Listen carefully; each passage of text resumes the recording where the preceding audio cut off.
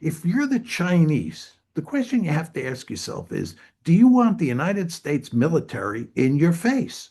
Do you want the United States military in East Asia? If I'm Chinese, if I'm Deng Xiaoping's or Xi Jinping's national security advisor, and they ask me, what do I think of the American military presence in East Asia? I say, I want the Americans out. I don't want the Americans in my backyard. Look, in the United States, we have the Monroe Doctrine. We do not want the Chinese in the Western Hemisphere. Well, if we don't want the Chinese in the Western Hemisphere, why should the Chinese want the Americans in East Asia? And the answer is they shouldn't.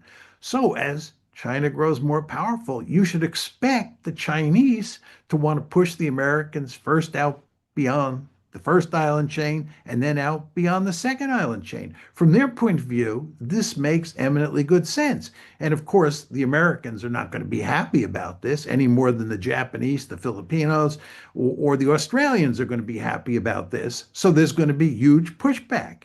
And this, of course, is what you're getting today. So I think what's happened here, Glenn, in a very important way, is those ideologies that underpinned American thinking and Chinese thinking in the 1990s and in the first, decade and a half of the 21st century did not work out the way people anticipated. The world did not become peaceful. Confucianism and liberalism did not provide magic formulas for allowing China to rise peacefully. I think what happened here is that basic realist logic kicked in once you began to move away from unipolarity.